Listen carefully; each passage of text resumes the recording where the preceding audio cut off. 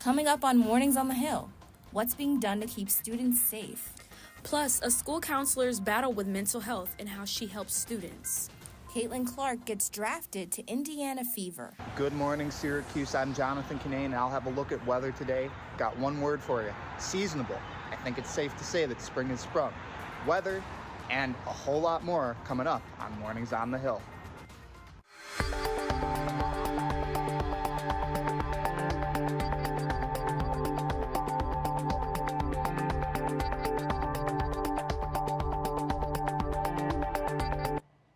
Good morning, I'm Kristen Lilly. Thanks for joining us for Mornings on the Hill. And I'm Zatazia Duffy. Here's a look at today's top story. 2 officers have been shot and killed in Salina after responding to a report of a stolen vehicle. This morning, authorities are investigating the deaths of these officers, which occurred Sunday evening. This marks Onondaga County's first fatal shooting of law enforcement officers in over 30 years. Officials say Syracuse police officer Michael Jensen pulled over 33-year-old Christopher Murphy, who took off at speeds over 100 miles per hour. Lieutenant Michael Husak and other officers found the suspect at his home on Darien Drive in Salina. According to police, Murphy opened fire, resulting in a shootout, killing Officer Jensen and Husak. The suspect was also killed. Officer Michael Jensen of Rome leaves behind his parents and sister, while Lieutenant Hustock of Clay leaves behind a wife and 3 children. The concern for teacher safety in Syracuse School District is at an all-time high. That's according to the president of the Syracuse Teachers Association. Our Whitney Williams tells us more on what's causing these concerns and possible solutions.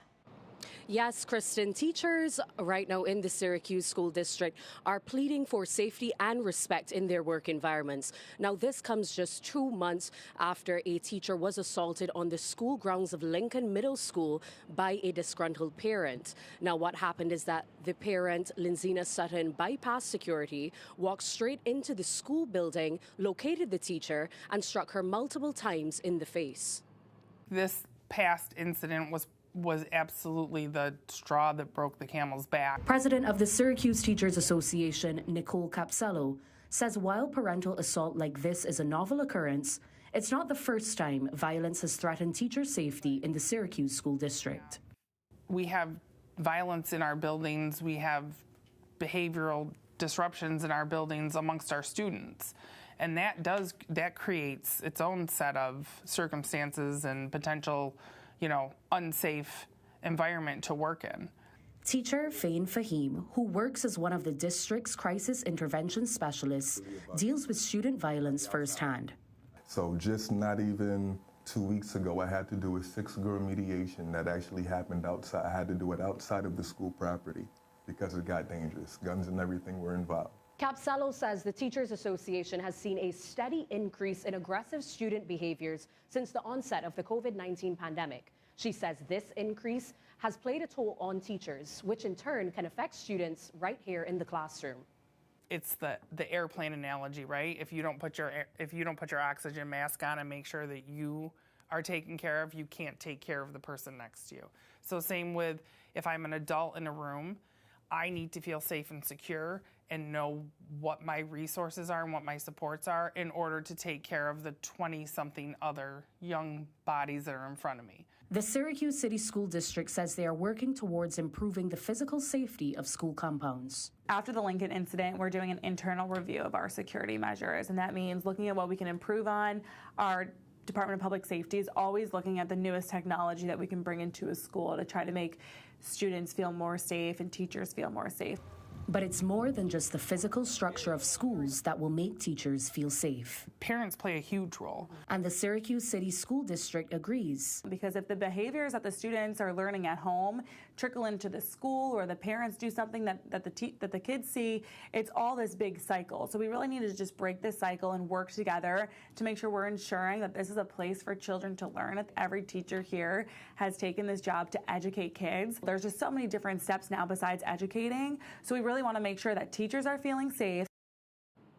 The Teachers Association told me that they are working closely with the Syracuse School District to develop more policies to ensure teacher safety. Reporting live in Syracuse, I'm Whitney Williams for Mornings on the Hill.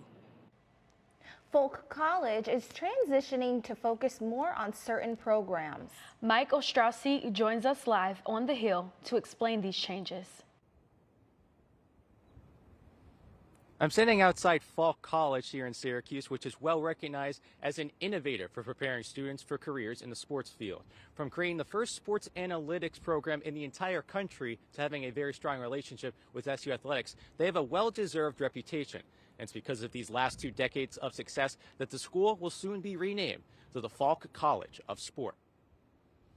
The school will consolidate its resources around 5 majors, those being sport management, sports analytics, nutrition, exercise science, and a new esports program being developed along with Newhouse. These programs will focus on emphasizing 4 aspects of the industry: sport business, human performance, sport technology and innovation, and community sport and wellness. Additionally, the college plans to create a new sport research institute.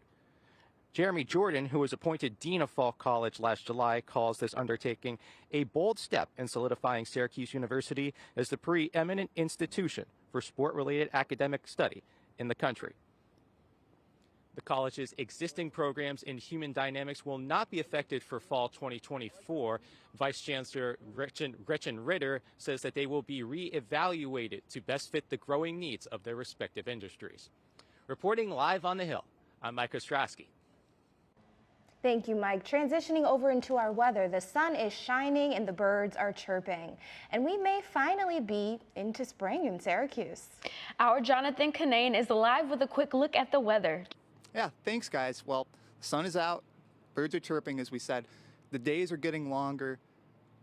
I dare say that spring has sprung here in Syracuse. I hope I can say that. Right now, really pleasant 52 degrees. Bit of a light wind out of the northwest, and we're on track for a beautiful day here. A high of about 61. The weather looking a little unsettled the next few days. We'll have the look at your full forecast, including how it's going to look for the Bruce Springsteen concert a little bit later. Back to you guys in the studio. Thank you. Caitlin Clark has been chosen as the #1 pick in the WNBA draft by the Indiana Fever. During her record-breaking college career with Iowa, Clark became a household name. That's right. Clark is an all-time NCAA scorer and contributed to the 18.9 million viewers that tune into the national championship game between Iowa and South Carolina. The transition from student to working professional can be daunting for Gen Z and millennials gearing to hit the workforce. Josh Crawford spoke with young professionals here in Syracuse to dive headfirst into the hidden battles that they face. From mental health strains to financial pressures, this demographic grapples with unique challenges. Josh joins us live with their stories. Thanks, guys. Yes, different areas have a different amount of resources to give to young professionals in the different circumstances that we're in right now. Like you mentioned, entering to that workforce. Now, some of my story does focus on issues specific to Black young professionals, but a lot of the issues that you see within this story are evergreen. So if you want to learn something about our young professionals, some of the struggles they go through, tune in. Meet Jacqueline Levy, a 24-year-old mental health therapist and elementary school counselor. Despite her expertise, she's had to work through her own issues, and she was transparent with me about her personal struggles with mental health, transitioning to upstate New York as a lifelong Floridian.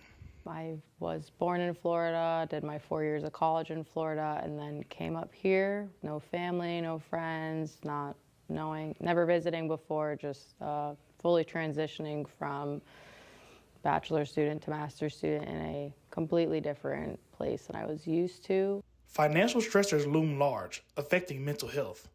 Tiara Johnson is very familiar with the concept.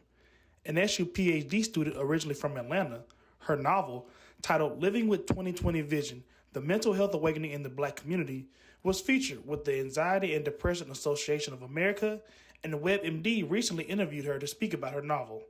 She talked about the interconnectivity with the two concepts.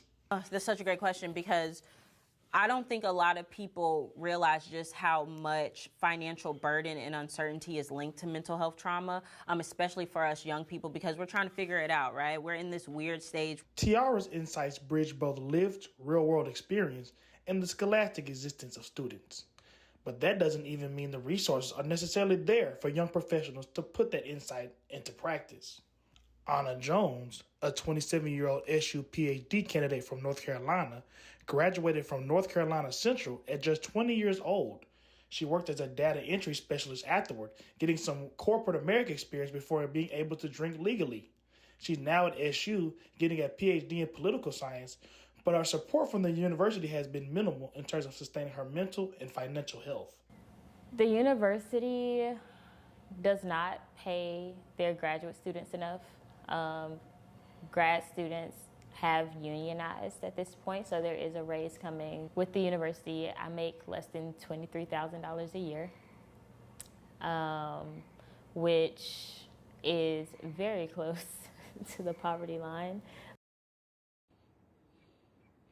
So like you heard Anna say, all three of the young professionals I spoke to were, stood on business in terms of making sure that residents and family members were to make them aware of resources that potentially could be useful for them and all young professionals. Now, obviously, I'm biased as a young professional myself, but with the age of social media and technological advancement, it could potentially be a very rewarding demographic and group of people if invested in properly. Josh Crawford, NCC News. Coming up on Mornings on the Hill, a popular medication is sending more kids to the ER. And the clock is tick-tocking towards another vote that could pave the way for TikTok ban in the U.S. Those stories plus a beautiful day on the way weather-wise. Jonathan's full forecast is up next.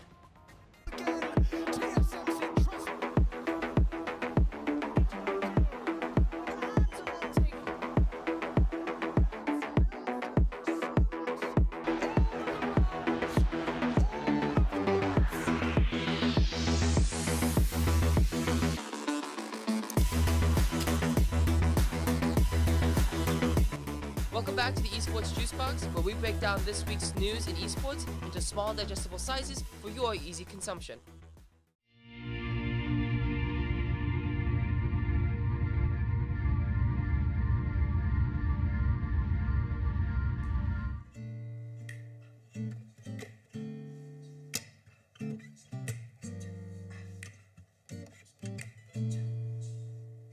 My name is Ishan. Hi, my name is Sadie Miller. My name is Luke Brady. I go by St. Luke.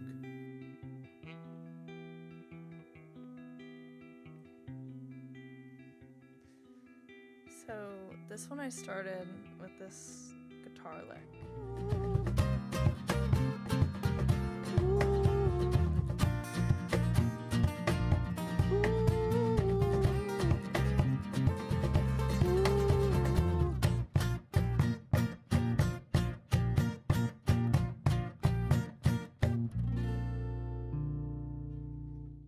Welcome back to Review Crew. On today's episode, we're going to review Everything Everywhere All at Once. Here's a trailer for Doctor Strange in the Multiverse of Madness. Let's talk about this movie now. Let's talk about it. I liked it a lot. I love Kick-Ass. There are parts of me that want to just go through frame by frame and see every single multiverse when they'd have those flashes. Yeah, the big flashes. Me too. Talented, funny, handsome. Tim, come on. You got it all, buddy. You're like my own person. Look who's talking. Come on. See you next week.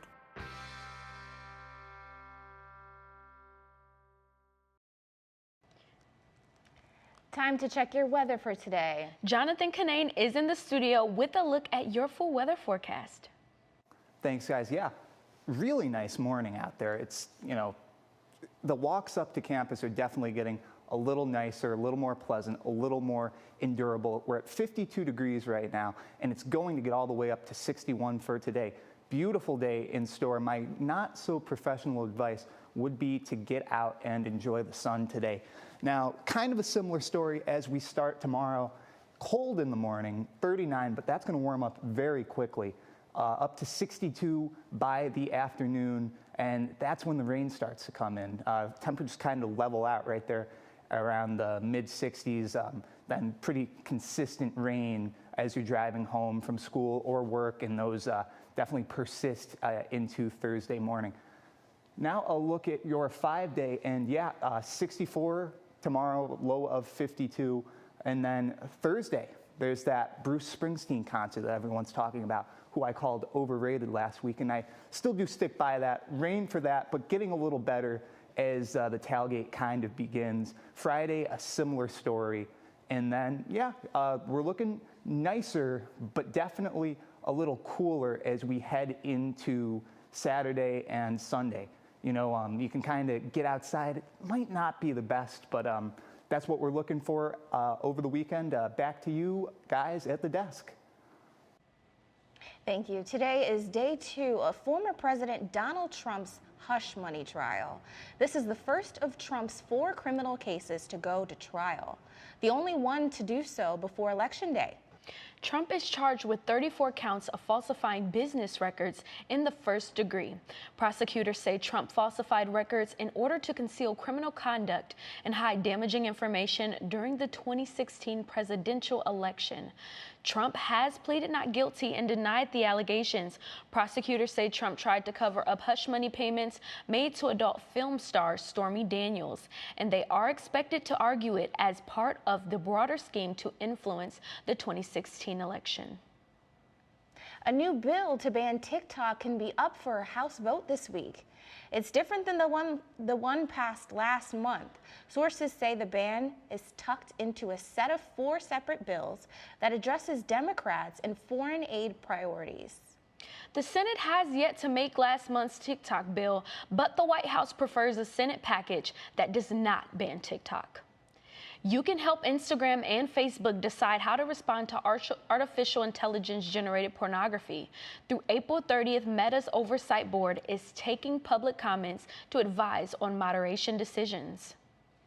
This comes amid explicit AI-generated nudes of 2 public female figures from different countries that were posted on the social sites. Concern is growing that AI is fueling a rise in the creation of fake, explicit photos. Meta's Oversight Board is working to determine if the company has appropriate measures in place to address the content and whether it is consistently enforcing those policies to equally protect women around the world.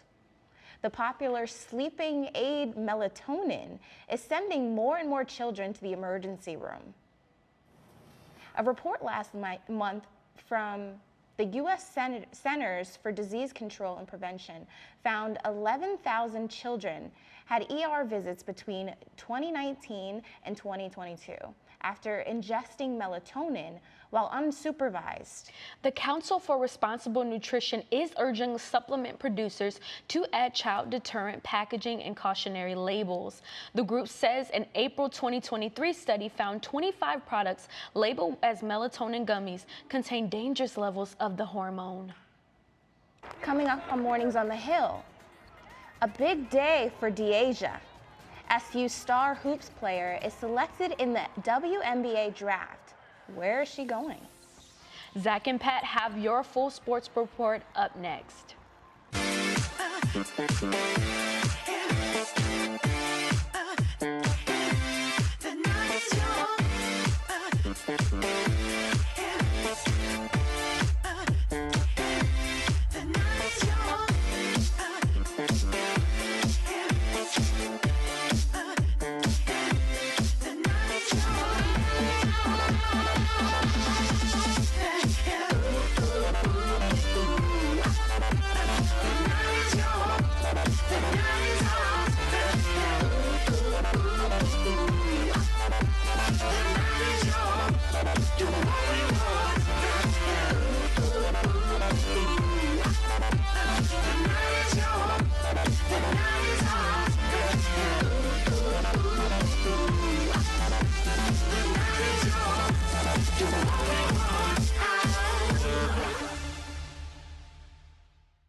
Welcome to an excellent episode of Live from Studio B. Yeah.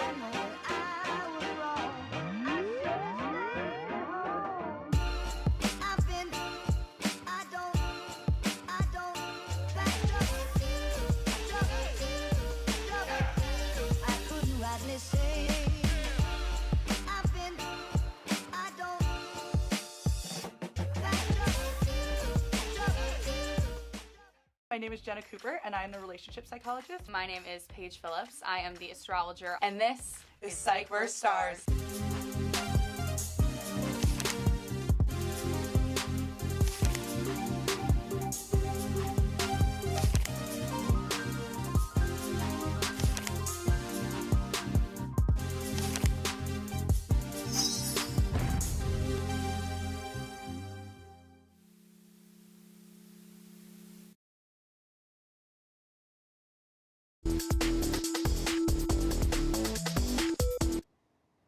Welcome back, folks. Let's talk sports. It's a busy time of year in the world of athletics, but let's start with what happened yesterday night in Brooklyn. The WNBA draft saw Syracuse star Deasia Fair taken 16th overall by the Las Vegas Aces. The Aces will open their season less than a month from today when they host the Phoenix Mercury. Orange Nation will be excited to see her WNBA journey. Now to the Diamond, where Q's softball took on Seton Hall in a 3-game series over the weekend. The Orange started the series off strong, taking games 1 and 2 on Saturday. The Orange came back from an 8-4 deficit in the 7th inning, scoring 8 runs in the final frame, propelled by a Morales Alve game-tying 2-run double. The Qs would tack on another 4 runs, leaving it up to Angel Hasso to partly slam the door shut here with this Superman catch in center. What a play, full extension from Hasso out there in center.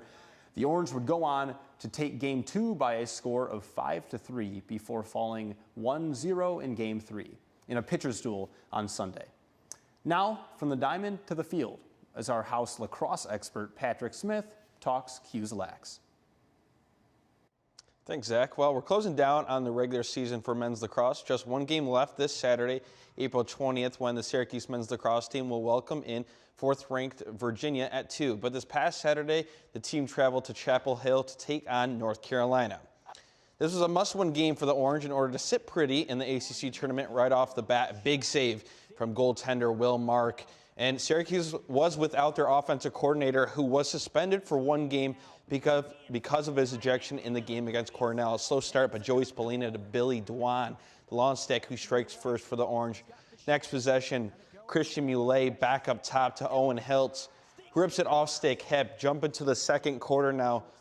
Syracuse with the lead. Owen Hiltz up top, who had a pair of goals, rips another one home. Syracuse finding their groove a little bit. Orange up 2, and Joey Spallina with a beautiful cross-crease feed to Jake Stevens. Syracuse starting to find their groove a little bit more. Mid-third quarter, Syracuse now up 5. Joey Spallina behind the net and finds beautiful Finn Thompson for a cut. Goaltender Will Mark, as I said earlier, came up huge in the 4th, making 13 saves. But Carolina made sort of a comeback, but in the end, Syracuse wins it 10-9, improving to 10-4 on the year and 2-1 in ACC play.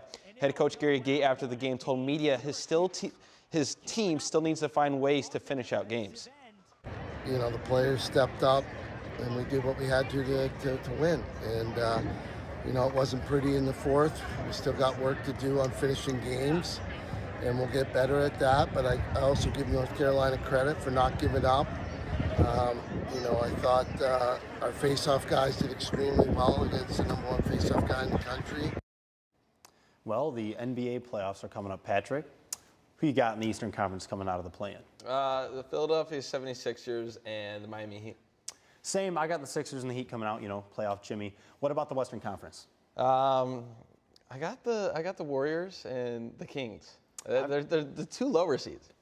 I've got the Warriors and the Lakers, actually. Now, we're going to talk a little NHL here. You know, we have a bias here from Detroit. Let's go Red Wings.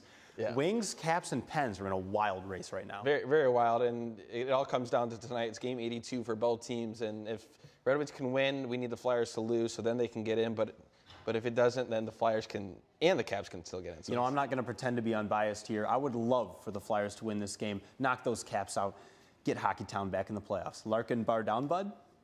That's all for sports on Mornings on the Hill. Still to come here on Mornings on the Hill. The Olympic torch has been lit for the 2024 Games. Stay with us. That story and more just ahead. Okay, what's your name? Hi, I'm Catherine. If you could come up with a new TV show, what would it be? I'm a really big fan of SNL, so I feel like it would be really cool to have an SNL kind of comedy show here at Syracuse. Did you know that if you take it to OTN on campus, they'll literally make it happen? No way. I have like no experience. Is that okay? No experience needed. The OTN staff will literally show you everything. OTN is... Orange Television Network. It's the best thing since sliced bread. No way. They have sliced bread? Yeah. Okay, so my typical day at the university is...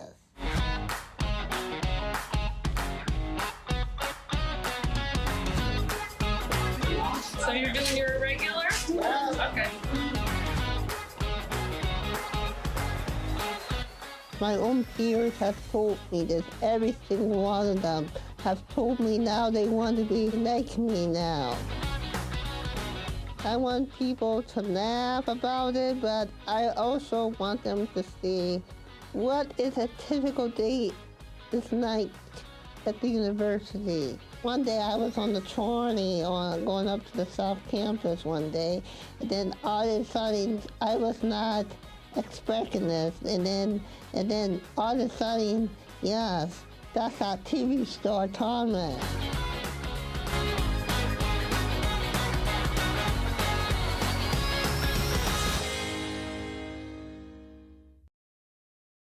Welcome to an excellent episode of Live from Studio B.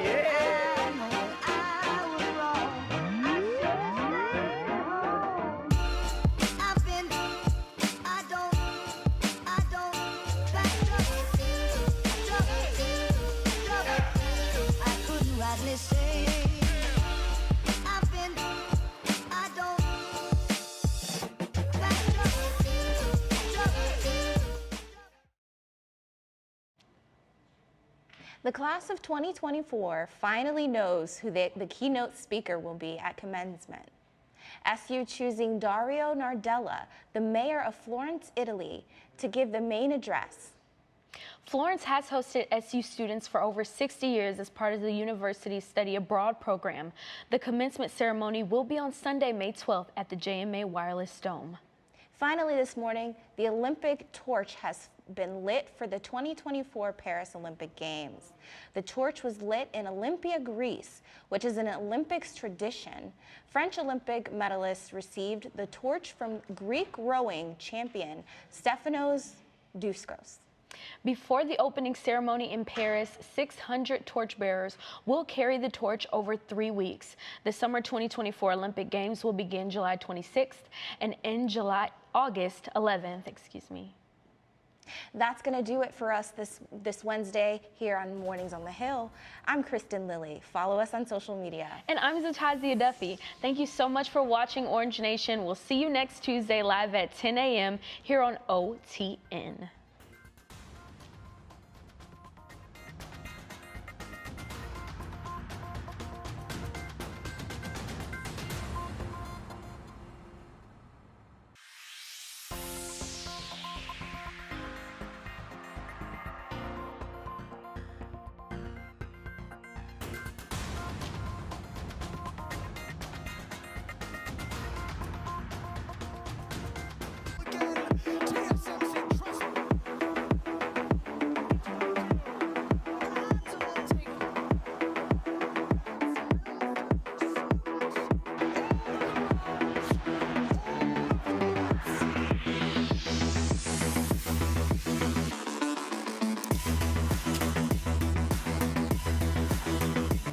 Welcome back to the Esports Juice Box, where we break down this week's news in esports into small, digestible sizes for your easy consumption.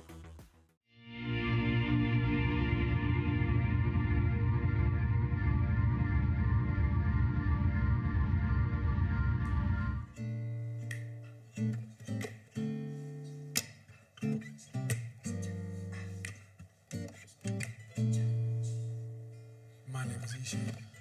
Hi, my name is Sadie Miller. My name is Luke Brady. I go by St. Luke.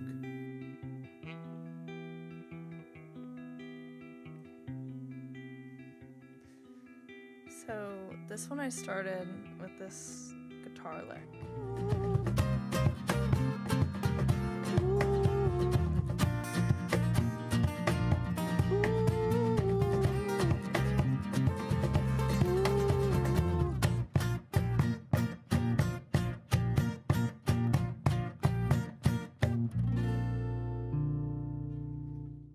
Welcome back to Review Crew. On today's episode, we're going to review Everything Everywhere All at Once. Here's a trailer for Doctor Strange in the Multiverse of Madness. Let's talk about this movie now. Let's talk about it. I liked it a lot. I love Kick-Ass. There are parts of me that want to just go through frame by frame and see every single multiverse when they'd have those flashes. Yeah, the big flashes. Me too. Talented, funny, handsome. Tim, come on. You got it all, buddy. You're like my own person. Look who's talking. Come on. See you next week.